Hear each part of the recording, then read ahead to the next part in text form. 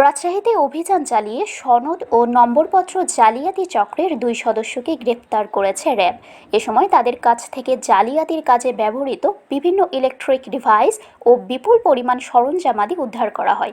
RAB 5-এর Rajshahi সদর কোম্পানির একটি দল মঙ্গলবার রাত 11:15টার দিকে নগরের কুমারপাড়া এলাকায় এই অভিযান চালায়।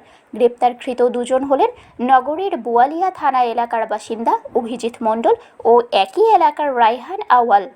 বুধবার সকালে র্যাব 5-এর এক সংবাদ বিজ্ঞপ্তিতে এ তথ্য জানানো হয়েছে।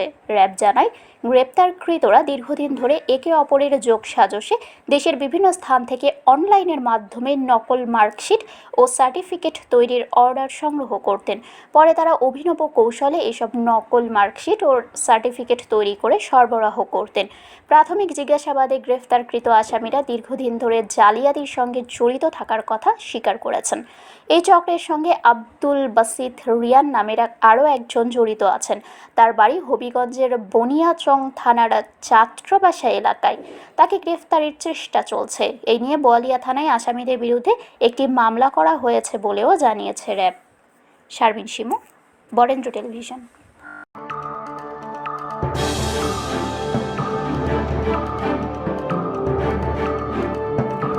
Audio Jungle.